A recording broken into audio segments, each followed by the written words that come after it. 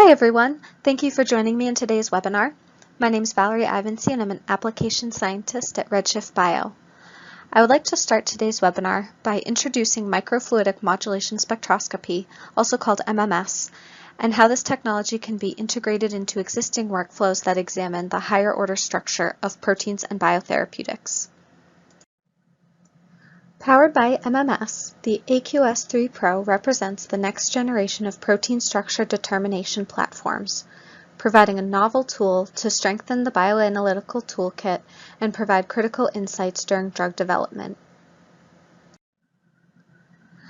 As a new technology, MMS supports the development of biotherapeutics by reducing the time and cost of development through automation and improving measurement quality of previously undetectable changes in protein structure. Additionally, the data provided by the AQS3 Pro facilitates better understanding of downstream failures and provides quality data for confident, accurate, and timely decision-making.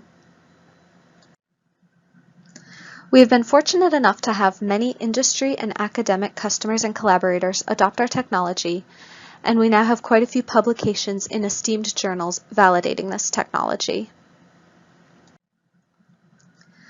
When looking into characterizing protein structure, we have to consider all levels, from primary, secondary, tertiary, to quaternary structure.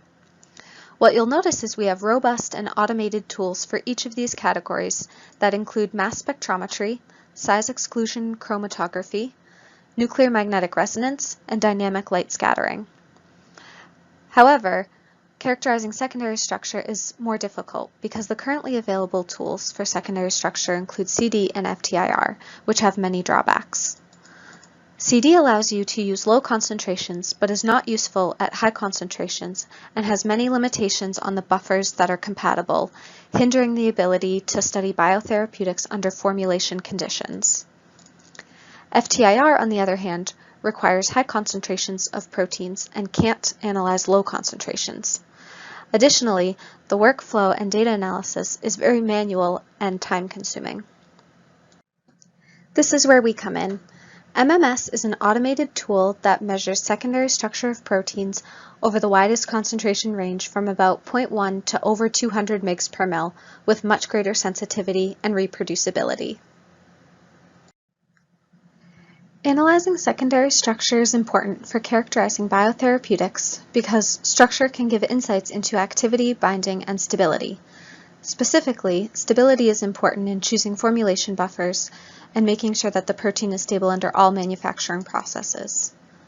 Secondary structure also can be used to detect aggregation and instability by looking at increases in antiparallel beta sheet formation. Lastly, secondary structure information can be used to determine biosimilarity and batch-to-batch reproducibility. The key pillars of innovation in the AQS3 Pro that allow for high-quality data are highlighted here.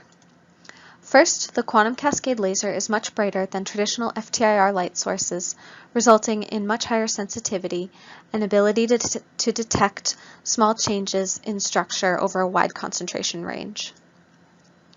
Next is the fully automated sample handling system that can analyze a 24 or 96 well plate. This reduces the hands-on time and human error. Next, we incorporated advanced analytics that are intuitive and make sample analysis much quicker. Lastly, we modulate sample and reference buffer in the flow cell to yield a differential spectrum that enables extremely repeatable measurements and the use of complex formulation buffers. Taking a closer look at the flow cell, we alternate the injection of sample and reference buffer into the laser sampling spot and perform a differential measurement. This allows for accurate buffer subtraction and very high reproducibility. Here's the software data analysis workflow. The system begins by measuring the differential absorbance between buffer and sample, as we saw in the last slide. The spectrum typically consists of 32 data points and is then interpolated to provide a complete spectrum from about 1600 to 1700 wave numbers. The spectrum is then processed by the software to obtain the second derivative, highlighting the features in the spectrum that directly correspond to secondary structure. The spectrum is then inverted and baselined, giving the area of overlap plot. Using this, we can calculate the percent of area overlap to quantify the similarity between samples. This plot is then deconvoluted using Gaussian curve fitting to determine the composition of secondary structure motifs found in a protein sample.